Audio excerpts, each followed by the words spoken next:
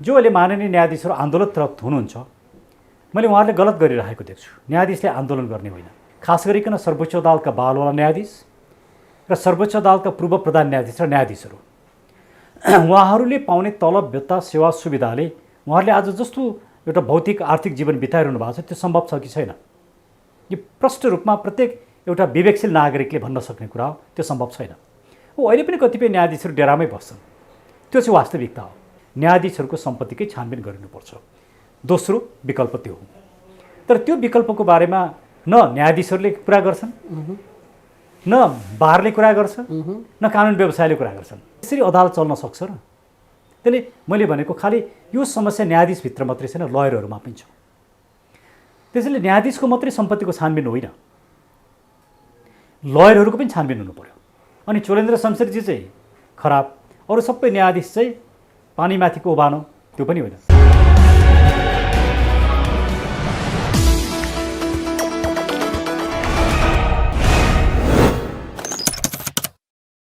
वरिष्ठ अधिवक्ता, नेपालका लागि नेपाली अभियानका पनि वरिष्ठ उपाध्यक्ष डाक्टर सुरेन्द्र भण्डारी हुनुहुन्छ। डाक्टर स्वागत छ। धन्यवाद आचार्य सर। अदालतमा अहिले जस्तो खालका दृश्यहरू हामीले देखिरहेका छौँ, हुन त अगाडि पनि केही कुरा हामीले गरिसकेका छौँ, तर यसको क्लाइमेक्स अहिले यहाँसम्म आइपुग्दाखेरि आज त कालो पट्टी बाँधेर कालो कोट लगाउनेहरूको हातमा कालो पट्टी पनि थियो, यहाँ पुग्यो है हाम्रो अदालत। के भइरहेछ डाक्टर साहब अहिले पछिल्लो अपडेट? यो वास्तवमै दुःखद कुरा हो। न्यायाधीशहरू आन्दोलित, कानुन व्यवसायी आन्दोलित, यो अवस्था भनेको सामान्य अवस्था होइन। न्यायपालिकाका प्रधान न्यायाधीश विवादित, न्यायाधीशहरू विवादित, लयरहरू विवादित, जसले जुन सेक्टरले न्याय दिन्छ भन्ने परिकल्पना गरिएको हो, परिकल्पना मात्रै यथार्थ हो, त्यो सेक्टर नै, त्यो एउटा ठुलो राष्ट्रको एउटा महत्त्वपूर्ण अर्गेन नै आज विवादास्पद बन्यो। त्यहाँ त्यति मात्रै देखिएन कि एउटा मर्यादित रूपमा न्याय दिनुपर्ने, पेसा गर्नुपर्ने कानुन व्यवसायहरू स्ट्रिट फाइट जस्तो गरेर बारको प्राङ्गणमा फाइटमा उत्रिनुभयो। यो ज्यादै लज्जास्पद विषय, मलाई आफूलाई त लज्जाबोध भएको छ, हामी सबैलाई नै लज्जाबोध भएको छ। कानुन व्यवसायहरूमाथि आलोचना गर्ने र खिसी ट्याउरी गर्ने एउटा राम्रो मसाला समाजले पाएको छ, त्यसमा हामी कसैलाई चित्त दुखाइ छैन, सबैले रमाइलो नै मानिराखेका छौँ। यसको अर्थ के भने समाजलाई केही पनि कुराले अब छुँदैन, जे भए पनि हुन्छ, सबै कुरा सामान्य भइसक्यो, सामान्य भइसक्यो। त्यो घटनाको बारेमा बारले एउटा कन्क्रिट स्टेप लिएला भन्ने मलाई लागेको थियो, लिएन। बारको प्राङ्गणमा भएको त्यस्तो घटनामा पनि हामी सबै मौन छौँ, किनभने जसले कुटाइ खानुभयो उहाँले अब यो देशमा राजतन्त्र चाहिन्छ भन्ने स्टेटमेन्ट बोल्नुभयो। उहाँको पीडाले राजतन्त्र बोल्यो, मलाई त्यस्तो लाग्छ, उहाँको पीडाले। तर उहाँको पीडाको कारणले राजतन्त्र आउनुपर्ने हो जस्तो मलाई लाग्दैन। त्यो रिजन, राजतन्त्र आउने रिजन त्यो होइन। र उहाँले त अझ प्रधान न्यायाधीशले विवादास्पद बनाइदिनु भयो। अनि कति पोलिटिक्स छ भने मान्छेले लात्ती खाँदा पनि त्यहाँ राजनीति जोडियो क्या, राजा देश बचाउ, अब राजा चाहियो भन्ने नाच कुटाइ खाँदा पनि, अब त्यसले पनि एक खालको प्रदूषित भयो नि त्यहाँनिर माहौल। यो राजावादी रहेछ भने होला, बारका मान्छे त्यसै बोलेनन्, हामी त एकदम प्रगतिशील गणतन्त्रवादी। तर मैले चिनेकोमा उहाँ मलाई राजावादी जस्तो लाग्दैन। भूमिजी एउटा लेफ्ट ब्याकग्राउन्डको मान्छे हो। ए भनेको यो हामी कहिले काहीँ ठेस लाग्दाखेरि यो आमा भने जस्तै भएको हो, त्यहाँ अब मलाई त्यस्तै लाग्छ। गणतन्त्रवादीबाटै कुटाइ खान्छ। तर अब उहाँलाई अब राज संस्था चाहियो भन्ने महसुस हुनु त्यो राम्रो कुरा हो। तर कुटाइ खाएको कारणले त्यो भयो भने त्यो चाहिँ फेरि त्यो ठिक होइन। कुटाइ खाँदा राजा चाहिने, नखाँदाखेरि नचाहिने भन्ने कुरा चाहिँ ठिक होइन। म यो विषयमा त्यति बेसी छलफल गर्न चाहन्छु, किनकि यो छलफल गर्न लायक विषय तर होइन नि डाक्टर साहब, कस्तो छलफल गर्न लायक विषय होइन, जसलाई हामी तपाईँहरूलाई विद्वान भन्छौँ नि, अगाडि भन्नुभन्दा अगाडि पनि विद्वान अधिवक्ता डाक्टर सुरेन्द्र भण्डारी भन्नुपर्छ, विद्वान वरिष्ठ अधिवक्ता। विद्वान भने त तपाईँहरूको पेसासँगै जोडेर आउने त्यो शब्द हो नि, त्यहाँ रह्यो विद्वता कहीँ, त्यहाँ प्रयोग भएका शब्दहरू सुन्नुभयो। एउटा सामान्य मान्छेले हामीले सुन्न सक्छौँ ती शब्दहरू, लात्ती उदाएको छ, बजाएको छ, हातले गरिरहेको छ, सब चिजहरू आइरहेछ, रह्यो इज्जत डाक्टर साहब। तपाईँहरूले त अझ बढी सिरियसली यो विषय बोल्नुपर्ने कुरा हो नि। यसमा शिव सर मैले अघि पनि भनिसकेँ। मैले भन्ने कुरा के हो भने यो हामी सबैमाथि लज्जाबोध भएको छ। त्यतिले मात्रै पुग्दैन, एउटा खिसी ठ्याउरीको विषय भएको छ, त्यसलाई पनि हामीले सहनुपर्ने अवस्था आएको छ। बारले यो विषयमा एउटा यथार्थ रूपमा अगाडि बढ्नु पर्थ्यो। कानुन व्यवसाय परिषद छ, त्यसले एउटा आचार संहिता त्यसको छ, मर्यादाका कोड अफ कन्डक्टहरू छन्, मर्यादाका कुराहरू छन्। ती सब कुराहरूलाई इम्प्लिमेन्ट नगरिदिने र यसलाई मजाको विषय नै बन्न दिदिने हो भने भोलि जस्तोसुकै घटना हुँदा पनि सामान्य नै रहने, जे भए पनि त्यसलाई सामान्य रूपमा हाँसी मजाक गरिदिने जुन प्रवृत्ति देखियो नि, यो चाहिँ ज्यादै खतरनाक छ र म यो कुरामा ज्यादै दुखी छु र यसमा सम्बन्धित निकायले ठोस कदम चाल्नुपर्छ भन्ने मेरो भनाइ छ। म यो विषयमा यति मात्रै गरौँ। तर डाक्टर साहब, एउटा अदालत भनिसकेपछि न्याय निसाब हुने, त्यहाँ गइसके पछाडि चाहिँ एउटा पक्ष जित्ला हार्ला, तर त्यसले चाहिँ सबै कुरा एउटा छिनोफानो गर्छ नि, त्यही आज झगडाको केन्द्र बनिरहेछ। सर्वोच्च अदालतमा को प्राङ्गणमा अधिवक्ताहरू कालो पट्टी बाँधेर आन्दोलनमा अहिले हुनुहुन्छ। यसले कस्तो सन्देश बाहिर प्रवाह गरिरहेको छ भन्ने विषयमा तपाईँहरू बोल्नुपर्छ कि पर्दैन? अब हामी एकदमै बोलिराखेका छौँ नि, तर हाम्रा बिचका मत र विचारहरू पनि एकदमै फरक छन्। मैले राखिरहेको विचार चाहिँ के हो भने, अब हामी एउटा गम्भीर मोडमा आइपुग्यौँ। अदालतभित्र व्यथिति छ, सेटिङ छ, अदालतभित्र बिचौलियाहरूले काम गरेका छन्, स्वयं केही न्यायाधीशहरू बिचौलिया छन्, केही कानुन व्यवसायी बिचौलिया छन् भन्ने कुरा त हरिकृष्ण कार्कीजीको प्रतिवेदनले नै स्थापित गरेको तथ्य हो। त्यो प्रतिवेदनमा कसैको विवाद छैन, यो कुरा त स्वीकार गरियो नि। यो स्वीकार गरिसके पछाडि को न्यायाधीश बिचौलिया हुन्, को कानुन व्यवसायी बिचौलिया हुन्, कसले न्याय मार्ने काम गरेका छन्, कसले न्याय बेच्ने काम गरेका छन्, यो कुरोको त समग्रतामा छानबिन हुनु पर्यो नि। एउटा प्रतिवेदन आइसके, यति महत्त्वपूर्ण प्रतिवेदन आइसके पछाडि त्यसलाई कार्यान्वयन गर्ने जिम्मा पनि त लिनु पर्यो नि। त्यसले अहिले सर्वोच्च अदालतमा जे कुरा देखियो, जे भइरहेछ, त्यसले त्यसका दुईटा मैले पाटोहरू देख्छु। एउटा पाटो चोलेन्द्र शमशेर राणाको राजीनामाले मात्रै समस्याको समाधान हुँदैन, उहाँमाथि छानबिन हुनुपर्छ र उहाँ यति धेरै विवादास्पद भइसक्नुभयो कि अब उहाँले छानबिनको दायराभन्दा अगाडि नै राजीनामा दिनु उपयुक्त हुन्छ। न्यायाधीशको आचार संहिताले पनि जब न्यायाधीश आफू विवादास्पद बन्छ, न्यायपालिकालाई विवादास्पद बनाउँछ, तब उसले शान्तिपूर्ण रूपमा सेफ ल्यान्डिङ खोज्नु राम्रो हुन्छ, किनकि उहाँले आफ्नो क्रेडिबिलिटी एक किसिमले लुज गरिसक्नुभयो। तर होइन, म गलत छैन, म छानबिनको दायरामा आउँछु भन्नुहुन्छ नि, उहाँलाई त्यो बेनिफिट अफ डाउट दिनुपर्छ। तर निष्पक्ष स्वतन्त्र एउटा आयोग बनाएर छानबिन गर्नुपर्छ, जसले उहाँले शेरबहादुर देउबाजीसँग टेलिफोनमा कुरा गर्नुभयो होला, भेटेर कुरा गर्नुभयो होला, यी सबै अडियो भिजुअलहरू होला, टेलिफोन डायल, ती सबै कुराहरू छानबिनको दायरामा आउनुपर्छ। अनि सत्य तथ्य बाहिर आउँछ। उहाँले उहाँको सडदाईसँग भएका कन्भर्सेसन होलान्, केही न केही त छ नि, बाहिर नआएको, यसलाई प्रमाणित गर्ने तथ्यहरू थुप्रै छन्। तर स्वयं प्रधान न्यायाधीश आफैले पनि केही दिन अगाडि उहाँले दिनुभएको अन्तर्वार्तामा, जसलाई उहाँले मेरो जीवनकै पहिलो टेलिभिजन अन्तर्वार्ता भन्नुभयो, त्यहाँ उहाँले एउटा कुरा प्रष्ट रूपमा बोल्नु भएको छ कि म संवैधानिक परिषदको वरिष्ठ सदस्य हुँ। हुन संविधानमा वरिष्ठ सदस्य भन्ने व्यवस्था छैन, वरिष्ठ सदस्य हुँ र म त्यहाँ ल्याप्चे लाउन मात्रै गएको होइन। म जुन फ्रेटर्निटीको प्रतिनिधित्व गर्छु, त्यहाँभित्रका राम्रा मान्छेहरूलाई संवैधानिक निकायहरूमा राख्ने, त्यहाँ लैजाने पनि मेरो जिम्मेवारी हो। मैले त्यो काम गर्छु र गरेको छु भने त उहाँले स्वीकार गर्नुभयो नि। अब यहीँनिर एउटा गम्भीर प्रश्न आएको छ, संवैधानिक परिषदमा प्रधान न्यायाधीशको भूमिका के हो? उहाँले आफ्नो फ्रेटर्निटीका मानिसहरूलाई विभिन्न निकायमा लैजाने एउटा लिस्ट बनाएर जाने हो कि होइन? उहाँले सिङ्गो न्याय परिषदलाई यो कुरा संवैधानिक हुन्छ, यो कुरा असंवैधानिक हुन्छ, तपाईँहरू यो स्ट्यान्डर्डमा रहेर काम गर्नुहोस् भनेर संविधानको प्रतिनिधित्व गर्ने कि मान्छेको प्रतिनिधित्व गर्ने, मान्छे बोकेर गएर लिस्टको प्रतिनिधित्व गर्ने? एउटा गम्भीर प्रश्न उठ्यो। तर उहाँले आफै स्वीकार गर्नुभयो कि मैले मेरा मान्छेहरू राखेँ भन्ने कुरा त भन्नुभयो। यसबाट के देखिन्छ भने उहाँ विभिन्न निकायमा मान्छेहरूलाई आफ्ना मान्छेहरूको प्रतिनिधित्व गराउन चाहनुहुँदो रहेछ भन्ने कुरा यहाँबाट प्रमाणित हुन्छ। त्यसैले जुन मन्त्रीको कुरा, राजदूतको कुरा, त्यसमा उहाँ निरपेक्ष हुनुहुन्छ भन्ने कुरा अनुमान गर्न सकिँदैन। तर if you want takes a benefit of doubt, उहाँलाई बेनिफिट अफ डाउट दिनुपर्छ। त्यो छानबिन गर्ने कसले त? यहाँ त न्यायपालिका स्वयं आफैले आयोग बनाउनु पर्यो।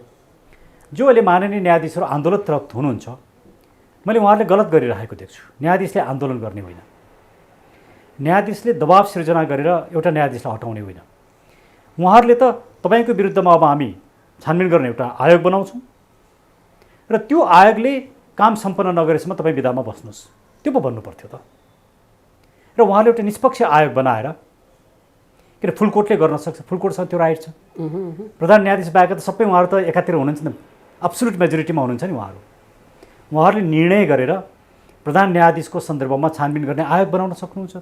त्यसमा निष्पक्ष व्यक्ति राखौँ, निष्कलङ्कित व्यक्ति राखौँ, विवादमा आएका व्यक्तिहरू नराखौँ, त्यसले छानबिन गर्छ। तर माननीय न्यायाधीशहरूले भूमिका खेल्नु भएन, उहाँहरू आन्दोलित बनिदिनु भयो। यसले एउटा कस्तो कल्चर सिर्जना गर्यो भने मुलुकमा जे गरे पनि आन्दोलन नै गर्नुपर्ने, न्यायाधीशले पनि आन्दोलन गर्नुपर्ने, यो एकदमै परिकल्पना नगरिने कुराहरू हुन् यस्ता घटनाहरू। त्यसैले मैले भने पहिलो कुरा, चोलेन्द्र शमशेर हाम्रो प्रधान न्यायाधीशले राजीनामा दिनुपर्ने कुरा अब स्वाभाविक बनेको छ। तर त्यतिले मात्रै समस्याको समाधान हुँदैन, नम्बर 1। नम्बर 2, अब के गर्ने त? सबै न्यायाधीशहरूको सम्पत्तिको छानबिन गरिनुपर्छ। खास गरिकन सर्वोच्च अदालतका बालवाला न्यायाधीश र सर्वोच्च अदालतका पूर्व प्रधान न्यायाधीश र न्यायाधीशहरू, उहाँहरूले पाउने तलब, भत्ता, सेवा सुविधाले उहाँहरूले आज जस्तो एउटा भौतिक आर्थिक जीवन बिताइरहनु भएको छ त्यो सम्भव छ कि छैन? यो प्रष्ट रूपमा प्रत्येक एउटा विवेकशील नागरिकले भन्न सक्ने कुरा हो, त्यो सम्भव छैन। अहिले पनि कतिपय न्यायाधीशहरू डेरामै बस्छन्, त्यो चाहिँ वास्तविकता हो। न्यायाधीशको तलब, भत्ता, सेवा सुविधाले यो एउटा आलिशान जीवन बिताउन सकिँदैन। त्यसैले अब न्याय किनबेच हुने, न्याय मार्ने, न्याय बिगार्ने कुरा चाहिँ कहाँबाट सुरु भएको छ भने आर्थिक प्रलोभनबाट, बिचौलियाबाट, सेटिङबाट। त्यसको अन्त्य गर्नका लागि न्यायाधीशहरूको सम्पत्तिकै छानबिन गरिनुपर्छ। दोस्रो विकल्प त्यो हो। तर त्यो विकल्पको बारेमा न न्यायाधीशहरूले कुरा गर्छन्, न बारले कुरा गर्छ, न कानुन व्यवसायले कुरा गर्छन्। अहिले त एक सूत्रीय कुरा तिहार आउँदैछ, देउसिरे भने जस्तै राजीनामा राजीनामा राजीनामाका मात्र विषयहरू आएको छ नि। जस्तो डाक्टर साहबले जुन कोणबाट प्रधान न्यायाधीशले राजीनामा दिनुपर्छ भन्ने तर्क गरिरहनु भएको छ, उहाँहरूले त फेरि यो तर्क गरिरहनु भएको छैन त। एक सूत्रीय राजीनामा राजीनामा एउटा व्यक्ति केन्द्रित जसरी आक्रमण भए जस्तो देखिन्छ, एउटा कमन तरिकाले हेर्दाखेरि त्यहाँ बिहाइन्ड द सिन अरू केही खेल पनि छ कि भन्ने मान्छेले गरेको शङ्कामा बल पुगेन। अब यस्तो कुराहरू के त आइरहेछन् नि, बाहिर आएका कुराहरू के छन् भने स्वयं कतिपय लयरहरू जो प्रभावकारी लयरहरू छन्, धेरै मुद्दाहरू गर्छन्, ती लयरहरू र प्रधान न्यायाधीशको बिचमा काहीँ सेटिङ मिलेन। उहाँहरू केही लयरहरू जो हरि फुएलजीको आदेशको विरुद्धमा उभिनुभयो, जबकि मैले हरि फुएलजीले गरेको आदेशलाई पढेँ, मैले गम्भीरतापूर्वक पढेको छु। मैले त्यहाँ गल्ती मैले केही पनि देखेको छैन। उहाँले गर्नुभएको आदेश कुनै मुद्दा आइसके पछाडि त्यो मुद्दाको बारेमा न्यायाधीशले आदेश त गर्नुपर्छ। प्रधान न्यायाधीशले संवैधानिक इजलासमा बस्नुपर्ने अवस्था के हुन् र नबस्नुपर्ने अवस्थाहरू के हुन्, यो विषयमा छलफल हुन र व्याख्या हुन जरुरी छ भन्नुभएको छ। यो गम्भीर संवैधानिक प्रश्न हो, त्यो कुरो उठाउनु गलत होइन। उहाँले एमिकस क्युरी माग्नु भएको छ, त्यो कुरा गलत होइन। र जबसम्म यो सवालको निपटारा हुँदैन तबसम्म त्यो जुन विवादास्पद मुद्दा छ त्यो मुद्दालाई अहिले स्टे गर्नु भनेर भन्नुभएको छ। त्यो जायज कुरा, किनभने प्रधान न्यायाधीशले कस्तो अवस्थामा, किन संविधानले के भन्छ भने संवैधानिक इजलास प्रधान न्यायाधीश सहितको अन्य 4 जना न्यायाधीश संवैधानिक इजलास रहनेछ भनेर भनेको छ। प्रधान न्यायाधीशलाई म्यान्डेटरी रूपमा राखेको छ। अब योभन्दा अगाडिका केही व्याख्याहरू छन्, जस्तो ईश्वर खतिवडा लगायतका न्यायाधीशहरूले गरेका व्याख्याहरू छन्, जहाँ संवैधानिक इजलासमा प्रधान न्यायाधीश जरुरी छ, प्रधान न्यायाधीश चाहिन्छ भन्ने व्याख्या गरिएका छन्। यही संसद विघटनको मुद्दामा पनि त्यो कुरो त्यही व्याख्या भएको छ, संवैधानिक इजलास प्रधान न्यायाधीश सहित मात्रै बन्छ भनेर व्याख्या भएको छ। भनेपछि यो कन्टेक्स्टमा अब के हो त, प्रधान न्यायाधीश बस्नु हुन्छ हुँदैन भन्ने जुन विवाद उठिरहेछ, के त्यस्ता लिगल ग्राउन्डहरू हुन्, जुरिस्प्रुडेन्स हुन्, सिद्धान्त हुन् जसका आधारमा प्रधान न्यायाधीश बस्नुहुन्छ संवैधानिक इजलासमा, जसका आधारमा हुँदैन। म तपाईँलाई एउटा कुरा भनौँ, खास गरिकन प्रेक्षा शाहको जुन मुद्दा थियो, राजाको छोरीको जुन मुद्दा थियो, उहाँको घरको जुन मुद्दा थियो, सुरुमा 2 जना न्यायाधीशको इजलासबाट गर्दाखेरि चोलेन्द्र शमशेर राणाले नै त्यो मुद्दालाई जिताउनु भएको छ र फेरि उहाँ संवैधानिक इजलासमा गएर उहाँले हेरिसके पछाडि त्यो मुद्दा हराउनु भएको छ। संवैधानिक इजलासमा प्रधान न्यायाधीशको भूमिका न्युट्रल हुनुपर्छ भन्ने कुरा त्यसले पनि देखाउँछ। अब हामीले संविधानमा भएको व्यवस्था गलत छ भने त्यसलाई परिवर्तन गर्नुपर्छ या त्यसको व्याख्या गर्नु पर्यो। त्यही कुरा हरि फुँयलजीले आफ्नो आदेशमा उठाउनु भएको छ। त्यसले मलाई के लाग्छ भने हामीले हरि फुँयलजीको बारेमा उहाँलाई विवादमा तान्नुपर्ने ठाउँ छैन, तर केही लयरहरूले उहाँलाई पनि विवादमा तानिरहेका छन्, जुन कुरा मलाई ठिक लागिरहेको छैन। त्यो उचित होइन। उहाँले निर्णय गर्नुभएको होइन नि, उहाँले त यो विषय छलफल गरौँ भन्नु, छलफल त न्यायालयले गर्न पाउनु पऱ्यो नि। उहाँले के भन्नु भने हो, जस्तो मेरै सन्दर्भमा त्यो प्रश्न उठाएको छ, हामी कुनै मुद्दा पर्छ टेलिभिजनमा गएर अन्तर्वार्ता दिन्छौँ अनि गएर बहस गर्छौँ अनि गएर टेलिभिजनमा अन्तर्वार्ता दिन्छौँ। कानुन व्यवस्थाले यो गर्न पाउने हो कि होइन? केही प्रधान न्यायाधीशहरू महत्त्वपूर्ण विषय हुन्छ, अदालतमा सब्जुडिस हुन्छ, उहाँहरू वक्तव्य दिनुहुन्छ। पूर्व प्रधान न्यायाधीश र न्यायाधीशहरूको भूमिका के हुने हो? उहाँहरूलाई आचार संहिता लाग्ने हो कि होइन? यस्ता गम्भीर महत्त्वपूर्ण विषय हुन्। यस्ता विषयमा छलफल हुनुपर्छ भन्नु गलत कुरा होइन। त्यसैले हरि फुँयलजीले गर्नुभएको आदेश एकदमै राम्रो आदेश छ, तर हामीलाई मन परेन, आफ्नो स्वार्थ बाज्यो भने चाहिँ हामी त्यसलाई पनि विवादमा तानिदिन्छौँ। अनि केही लिगल लयरहरूको एउटा यस्तो कम्युनिटी समूह बन्यो जसले जे पनि दबाब दिने, फलाना न्यायाधीश बस्ने, नबस्ने, यसरी अदालत चल्न सक्छ र?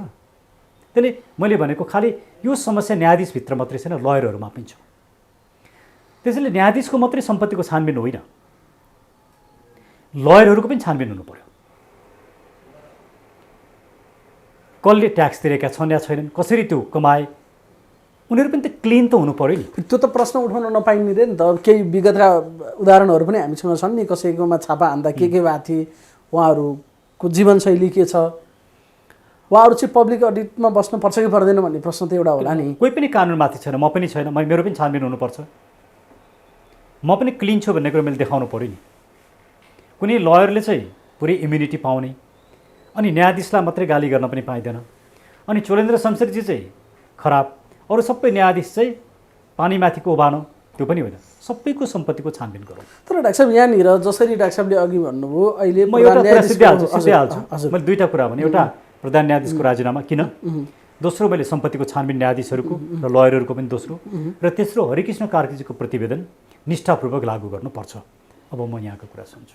अब डाक्टर साहब, उहाँले प्रधान न्यायाधीशले स्पष्टसँग के भन्नुभएको छ भने म राजीनामा दिन्न, र उहाँको सङ्केत बरु म महाभियोग फेस गर्न तयार छु। म विधि पद्धतिबाट प्रधान न्यायाधीश भएको, कसैले सडकबाट आन्दोलन गरेर फलानलाई प्रधान न्यायाधीश बना भनेर पनि त भन्नुभएको होइन नि त। चोलेन्द्र शमशेर जबरा प्रधान न्यायाधीश भनेपछि मेरो बहिर्गमनको बाटो पनि संविधानमा व्यवस्था भएको छ, कसैले सडकबाट माग्दैमा म राजीनामा दिन्न। र यदि अहिले यसरी मागे बमोजिम मैले राजीनामा दिएर हिँड्ने हो भने अब आउने सबै प्रधान न्यायाधीशहरूले गोजीमा राजीनामा बोकेर बस्नुपर्ने भयो। फलानुले माग्यो, तिरानुले माग्यो, अब राजीनामा दिनुपर्ने भयो। यसरी एउटा खराब नजिर राखेर म जानेवाला छैन भन्नुभएको छ, त्यो कुरा गलत छ र? यो एउटा गम्भीर विषय छ, किनभने संविधानमा जुन राजीनामा भन्ने शब्द छ नि, त्यो राजीनामा के कस्तो अवस्थामा दिनुपर्छ भनेर संविधानले बोलेको छैन, तर आचार संहिता छ। आचार संहिताले उठाएको अवस्था पुरा भएन भने, आचार संहिता विपरीत न्यायाधीशले काम गर्यो भने त्यो राजीनामाको कुरा त्यहाँ एप्लिकेबल हुनुपर्छ, तर यो व्याख्या चाहिएको छ। त्यसैले त्यो राजीनामा भन्ने शब्दको दायरा के हो, त्यसको क्षेत्र के हो, के कस्ता कन्डिसन भयो भने न्यायाधीशले राजीनामा दिनुपर्छ। खालि यो त एउटा ऐच्छिक र नैतिक विषय मात्र होइन र डाक्टर साहब, राजीनामा भन्ने विषय कि बाध्यात्मक पनि हुन्छ कहीँ राजीनामा? नामै राजीनामा छ डाक्टर साहब। त्यसलाई त्यसरी शाब्दिक रूपमा त्यसरी अर्थ नगरौँ। यसको कन्स्टिट्युसनल कन्सेप्ट के हो, यसको फिलोसफी के हो, हामीले त्यो हेर्नुपर्छ। जस्तो म एउटा उदाहरण दिन्छु। प्रधान न्यायाधीशलाई अदालतले प्रधानमन्त्रीलाई अदालतले तिमी आफ्नो पदबाट मुक्त भयो भनेर भन्न पाउने संवैधानिक व्यवस्था कहीँ पनि थिएन। तर पाकिस्तानको सर्वोच्च अदालतले राजा गिलानीलाई तिमीले अदालतको आदेश मानेन, अनकन्स्टिट्युसनल काम गर्यो, त्यसैले तिमी अदालतमा यो जुन सिङ्गो टाइम बसेको छौ त्यसलाई तिमीलाई कन्टेम्प अफ कोर्टमा हामी सजाय गर्छौँ र तिमी चाहिँ प्रधानमन्त्रीबाट तिमी बर्खास्त हुन्छौ भन्यो नि। अस्ति केपी ओलीले सायद सम्झना पनि गर्नुभएको थियो, पाकिस्तानी मोडलबाट मलाई हटाइयो भने यही कुरा हो। त्यो रूपमा त गएन, तर जसमाले पाकिस्तानी मोडल प्रयोग गरेर हटाइयो भन्नुभएको थियो सार्वजनिक। तर मैले भन्न खोजेको उदाहरण के हो भने तपाईँले गम्भीर रूपमा संविधानको उल्लङ्घन गर्नुभयो भने र तपाईँ विवादास्पद बन्नुभयो भने एउटा प्रत्येक न्यायाधीशको नैतिक कर्तव्य के हुन्छ भने आफू विवादास्पद नबन्ने र न्यायालयले विवादास्पद नबन्ने, त्यो चाहिँ आचार संहिताको विषय। त्यस्तो अवस्थामा राजीनामा दिनुपर्ने हुनसक्छ, तर त्यो राजीनामाका यी कन्डिसनको बारेमा व्याख्या भएको छैन। जसरी धारा 76(5) को व्याख्या भयो, धारा 76 1 2 3 4 को व्याख्या भयो, राजीनामाको पनि व्याख्या राजीनामाको व्याख्या हुनुपर्ने आवश्यकता छ। त्यसले जो न्यायाधीशहरू आन्दोलनरत हुनुहुन्छ नि, उहाँहरूको भूमिका चाहिँ के हुनु पर्थ्यो भने यो विषयमा व्याख्या गरौँ भन्ने हुनु पर्थ्यो। त्यो विषयमा अहिले लिगल कमिटीले मुद्दा लिएर जानु पर्थ्यो, त्यसको व्याख्या गराउनु पर्थ्यो, र त्यो कन्डिसनभित्र चोलेन्द्र शमशेरको पऱ्यो भने राजीनामा हुनु पर्थ्यो। अर्को, यो विषय त यति गम्भीर विषय उठेपछि राजनीतिक दलका नेताहरूले चोलेन्द्र शमशेरलाई पुरै बोकेर हिँड्नु भएको छ। केपी ओलीजीले पनि समर्थनमा हुनुहुन्छ, देउबाजी सबै जीहरू चोलेन्द्र शमशेरको एउटा पछाडि उहाँलाई समर्थन गरेर हिँड्नु भएको छ, र प्रधान न्यायाधीशकै अन्तर्वार्ता पनि उहाँले सबै नेताहरूको नाम लिएर कुरा गर्नुभएको छ। यसबाट के देखिन्छ भने काहीँ न काहीँ प्रधान न्यायाधीश र राजनीतिक दलका नेताहरूको बिचमा कल्युजन रहेछ, उहाँहरूको साँठगाँठ मिलेमतो रहेछ भन्ने कुरा त प्रधान न्यायाधीशको अन्तर्वार्ता र राजनीतिक दलहरूले गरेको ब्याकअपले सिद्ध गर्छ। यत्रो गम्भीर प्रश्न उठिसके पछाडि त संसदले एउटा समिति बनाएर छानबिन सुरु गर्नु पर्थ्यो होला। छानबिन पछाडि चोलेन्द्र शमशेर निष्कलङ्कित बन्नुहुन्थ्यो होला, त्यो सबैको लागि राम्रो हुन्थ्यो, उहाँलाई पनि राम्रो हुन्थ्यो, न्यायपालिकालाई पनि राम्रो हुन्थ्यो, हामीलाई पनि राम्रो हुन्थ्यो। यदि उहाँ दोषी देखिनु भने त कारबाही हुनु पर्थ्यो नि, उहाँलाई महाभियोग लाग्ने हो कि उहाँले राजीनामा दिने हो कि, यी अवस्थाहरू हुन्थे। त्यसैले तपाईँले अमेरिकन हिस्ट्रीलाई हेर्नु भने त्यहाँबाट 16-17 जना न्यायाधीशहरूलाई महाभियोग लगाउने इस्युजहरू आएका छन् र उनीहरूले महाभियोग लाग्नुभन्दा अगाडि राजीनामा दिएका अवस्थाहरू छन्। जब त्यो घटनाहरूलाई हेर्दाखेरि पनि यति जब न्यायाधीशहरू कुनै विषयलाई लिएर ज्यादै विवादास्पद हुन्छन् त्यस्तो अवस्थामा पद लोलुपता न्यायाधीशले देखाउनु हुँदैन। तर यत्तिकै गम्भीर विषय छ एउटा, त्यो विषय के हो भने संसद विघटनको दोस्रो मुद्दा जुन थियो, त्यहाँ डाक्टर आनन्दमोहन भट्टराई र दीपक कार्की श्रीमानले एउटा आदेश गर्नुभयो, त्यो लिखित रूपमा छ। उहाँले के भन्नु भने अरू 2 जना न्यायाधीश तेजबहादुर केसी र बम कुमार श्रेष्ठ, उहाँहरू 2 जना चाहिँ संवैधानिक इजलासमा बस्नु हुँदैन, उहाँहरू बस्नुभयो भने हामी बस्दैनौँ, तर हामीलाई चाहिँ राखियोस्। त्यो संवैधानिक इजलासमा बस्ने उहाँहरूको आग्रह देखिन्छ। आज जुन परिणाम आयो र त्यो परिणाम कसरी आएको रहेछ भनेको जसरी खुलिराखेको छ, यसले के देखाउँछ नि उहाँहरूले बोकेको आग्रहले कतै उहाँहरू यही परिणाम निकाल्नका लागि त्यो आग्रह राख्नुभएको हो कि होइन भन्ने कुरो देखाउँछ। त्यसले उहाँहरूको आचरण पनि जसरी चोलेन्द्र शमशेरको विषयमा प्रश्न उठेको छ त्यसरी नै प्रश्न उठाउनु पर्ने विषय छ। हो, अब यहीँनिर नि डाक्टर साहब अहिले जसरी एकजना व्यक्ति केन्द्रित ढङ्गले उहाँले राजीनामा दिनुपर्छ भनिँदैछ, बाँकी सबै चाहिँ एकदम दुधले नुहाएका एकदम चोखा उहाँलाई हटाएर अर्कोलाई प्रतिस्थापन गरेपछि एकदम धेरै राम्रो हुनेवाला छ, यहाँ कायापलट हुनेवाला छ भनेर बुझ्न पर्यो त त्यसो भए? होइन, चोलेन्द्रजीलाई हटाउँदै समस्या समाधान हुँदैन। 3टा कुरा मैले भने नि, जुडिसियरीको समस्या समाधान गर्न पहिलो चोलेन्द्र शमशेरजीले उहाँ धेरै विवादास्पद हुनुभएको कारणले राजीनामा दिने, वा फुलकोर्टले छानबिन समिति बनाएर छानबिन गर्ने, या पार्लियामेन्टले छानबिन समिति बनाएर छानबिन गर्ने, त्यसरी निकास खोज्नु पऱ्यो एउटा। दोस्रो, सबै न्यायाधीशहरूको सम्पत्तिको छानबिन गर्नुपर्छ, पूर्व न्यायाधीश र पूर्व प्रधान न्यायाधीशको पनि। दोस्रो, तेस्रो हरिकृष्ण कार्कीजीको प्रतिवेदन लागू गर्नुपर्छ। यति कुरा भएपछि मात्रै न्यायपालिका ट्र्याकमा आउँछ। टालटुले प्रवृत्तिले खालि राजीनामाको विषयले मात्रै आफूलाई मन परेकालाई च्याप्ने, मन नपरेकालाई गाली गर्ने प्रवृत्तिले हुँदैन। अब हामी सबैप्रति निष्पक्ष हुनुपर्छ, सबैप्रति कठोर हुनुपर्छ, कसैमाथि अन्याय हुनु हुँदैन। अब मान्छेले कतिपयले के प्रश्न गर्छन् भने भोलि आइजिपीको राजीनामा मागेर डिआइजी आइजीहरूले यसै गरे भने के गर्ने, प्रधान सेनापतिको राजीनामा मागेर यसै गरी कर्नेल अरू जर्नल के हुन्छन् उनीहरूले यसै गरे भने के गर्ने, त केही पनि बाँकी नरहने भने त एउटा संरचना त उहाँले भने बमोजिम मलाई महाभियोग लगाएर हटाउनु त त्यसो भए म तयार छु भन्ने कुरा त त्यसरी हेर्दा गलत छ र डाक्टर साहब? होइन, उहाँले अहिले भनिरहेको कुरा चाहिँ के हो भने सैद्धान्तिक रूपमा ठिक हो, तर उहाँको पछाडि सबै राजनीतिक दल भएपछि महाभियोग त उहाँलाई लाग्न सक्ने अवस्थै छैन नि। उहाँले त्यही कुरा बुझेर यो गरिरहनु भएको छ। यो राजनीतिक पृष्ठभूमिमा आएको उहाँको यो कथन हो, त्यो कथन आफैमा गलत कथन हो। त्यसले के देखाउँछ भने उहाँ कति पोलिटिकली अस्योर्ड हुनुहुन्छ, उहाँहरूको बिचमा कस्तो पोलिटिकल कलिजन रहेछ भन्ने कुरा देखाउँछ। यो नै मलाई महाभियोग लाग्दैन भन्ने कुरा प्रश्न भएर उहाँले यसो कुरा भनिरहनु भएको छ। त्यसो यदि उहाँलाई महाभियोग लाग्ने कुरा आओस् त उहाँले भन्नुहुन्छ, उहाँले राजीनामा दिनुहुन्छ। संसदले संसदीय छानबिन समिति बनाओस् त, छानबिन सुरु गरोस् त, उहाँ महाभियोग फेस गर्नुहुन्छ र गर्नुहुन्न नि, उहाँले राजीनामा दिनुहुन्छ। त्यसले यो चाहिँ मलाई महाभियोग लाग्दैन भन्ने कुरा बुझेर गरिएको अभिव्यक्ति हो। त्यसैले त्यो अभिव्यक्ति नै शङ्कास्पद छ। त्यो अभिव्यक्तिले नै उहाँहरूको बिचमा कनेक्सन छ, उहाँहरू मिलेर काम गरिरहनु भएको छ भन्ने कुरा देखाउँछ। जस्तो उहाँले त मैले जसलाई उहाँको कोटाबाट मन्त्री बनाइयो भनेको छ जेठान साहब उहाँको गजेन्द्र हमाल, मैले भनेकै होइन, बरु मैले त नबनाउनु भनेको थिएँ, नबनाउनु भन्दै बनाइयो भन्ने गुनासो उहाँले पटक पटक व्यक्त गरिरहनु भएको छ। फेरि मानव कसैलाई डाक्टर साहबले भन्नुभयो प्रश्न उठ्यो, यति धेरै विवादित भइसके पछाडि राजीनामा दिनु नै बुद्धिमानी हुन्छ भन्दै गर्दा भोलि एउटा कृत्रिम प्रोपोगान्डा सृजना गरेर मानव डाक्टर सुरेन्द्र भण्डारीमाथि कसैले हुँदै नभएको कुरा एउटा डिजाइन अन्तर्गत हुन्छ नि यहाँ त धेरै कुराहरू। अनि त्यसो भएमा म प्रश्न उठ्यो, म विवादित भएँ, मैले राजीनामा दिने भनेर भन्न मिल्छ? डाक्टर भण्डारीकै केसमा यस्तो भयो भने होइन, छानबिन हुनु पऱ्यो नि, बेनिफिट डाउट त दिनुपर्छ नि। त्यसैले मैले भनिरहेको छु नि, प्रधान न्यायाधीशमाथि पनि बेनिफिट अफ डाउट दिनुपर्छ। तर त्यो दिने भनेको चाहिँ उहाँ आफैले, सबै न्यायाधीशहरूले ल हामी एउटा छानबिन समिति बनाऊँ भनेर उहाँ किन छानबिन समिति बनाउन सक्नुहुन्न त? न्यायपालिकाले नि यो काम गर्न सक्छ, फुलकोर्टले यो काम गर्न सक्छ, पार्लियामेन्टले गर्न सक्छ। उहाँले त भन्नु पऱ्यो नि, पार्लियामेन्टले छानबिन समिति बनाएर मलाई छानबिन गरोस्, त्यो बेलासम्म म अदालतमा आउँदिनँ, म निर्दोष देखेपछि मात्रै आउँछु। यो पो न्युट्रल अभिव्यक्ति हो त।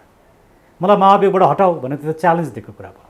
त्यसो भए राजीनामा पनि होइन, महाभियोग पनि होइन, डाक्टर साहबले देखेको चाहिँ अर्को बाटो छ, त्यो भनेको छानबिन समिति बनाउनु पर्यो। होइन, त्यो राजीनामा त अब उहाँ धेरै विवादास्पद भइसक्नु भयो, त्यस कारणले पनि दिनुपर्छ। राजीनामा त दिनै पर्छ। उहाँ चोखो भए पनि चोखो नभए पनि उहाँले अब त्यो सिमरिङ पोइन्ट भइसक्यो। तपाईँको पार्टीको अध्यक्षले हामीसँग भन्नुभएको छ कुनै पनि हालतमा उहाँले राजीनामा दिनु हुँदैन, उहाँले राजीनामा दिनु भनेको त्यो अभियोग स्वीकार गर्ने हो। यहाँ खेल अर्कै छ, उहाँलाई हटाउने, उहाँभन्दा पछाडिको मान्छे ल्याउने र उहाँ त्यस पछाडि जे एउटा अँधेरो कुनामा बसेर डिजाइन गरिरहेको छ आफ्नो अनुकूलको फैसला गराउने, त्यो अन्तर्गतको डिजाइनमा यो चिज भइरहेको छ, कुनै हालतमा राजीनामा दिनुहुन्न भन्नुभएको छ।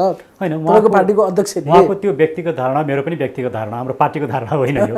हामी दुवै पार्टीमा पनि जोडिनु भएको, हामी दुवैजना कानुन व्यवसायी हौँ। सबै 100% सबै कुरा मिल्नुपर्छ भन्ने छैन। प्रोफेसनमा कहिले उहाँ पक्ष कहिले म विपक्ष भएर पनि बहस गर्छौँ, त्यो कुरा स्वाभाविक हो। त्यसले सबै 100% कुरा सधैँ मिल्नुपर्छ भन्ने छैन। तर मोरलेस हाम्रो धारणा के हो भने, हामी दुवैजनाको धारणा के हो भने, प्रधान न्यायाधीश चोलेन्द्र शमशेरमाथि पनि छानबिन हुनुपर्छ। हिजो जसरी गोपाल पराजुलीलाई राजीनामा दिन लगाएर निष्कलङ्कित बनाइयो, उहाँले त तलब सेवा सुविधा सबै पाउनु भएको छ नि, महाभियोग लागेको भए त पाउनुहुन्न थियो। त्यसले यदि गल्ती गरेको हो भने महाभियोग लगाउनुपर्छ भन्ने बालकृष्णजीको भनाइ हो, मेरो पनि भनाइ त्यही हो। अब अन टप अफ द्याट मैले अरू एडिसनल कुरा गरिराखेको हो भने एउटा न्यायिक छानबिन आयोग बनाउनुपर्छ, पावरफुल, निष्पक्ष र जसले न्यायाधीशहरूको सम्पत्तिको छानबिन गर्नुपर्छ। त्यो नभएसम्म एउटा व्यक्तिको ठाउँमा अर्को व्यक्तिलाई ल्याएर केही पनि हुँदैन। एउटाले राजीनामा दिन्छ, अर्को आउँछ, केही पनि हुँदैन। उनीहरूको राजीनामा भनेको अरूले जुन ढङ्गले मागिरहेछन् त्यो ढङ्गले होइन, फरक तरिका राजीनामा दिनु। राइट। र तेस्रो भनेको हरिकृष्ण कार्कीजीको प्रतिवेदन लागू गर्नुपर्छ। खालि त्यो गर्छु भन्ने मुखले होइन कि वास्तविक रूपमै गर्नुपर्छ। त्यो गर्नु भनेको को न्यायाधीश बिचौले आउने त्यो छानबिन हुनु पऱ्यो, को लयर बिचौले आउने त्यो छानबिन हुनु पऱ्यो, कसले सेटिङ गर्छन् छानबिन हुनु पऱ्यो, दोषीलाई कानुनको दायरामा ल्याएर सजाय गरिनु पऱ्यो। जो अहिले एकदम चोखा बनेर हिँडेका छन् ती मान्छेहरूप्रति पनि प्रश्न छ। प्रश्न उठ्छ, म यदि मैले सेटिङ गरिरहेको छु म पर्नु पऱ्यो नि त, कानुनको दायरामा आउनु पऱ्यो, ममाथि कारबाही हुनु पऱ्यो। किन म चाहिँ कानुनभन्दा माथि छु र? यदि म छैन भने म जस्तै अरू साथीहरू पनि कानुनभन्दा माथि छैनन्, हामी कोही पनि कानुनभन्दा माथि छैनौँ, प्रधान न्यायाधीश पनि कानुनभन्दा माथि छैनन्। यो कुरा सबैले बुझ्नु पऱ्यो। हस् डाक्टर साहब, साह्रै महत्त्वपूर्ण समयको लागि धेरै धेरै धन्यवाद। यहाँलाई पनि धन्यवाद।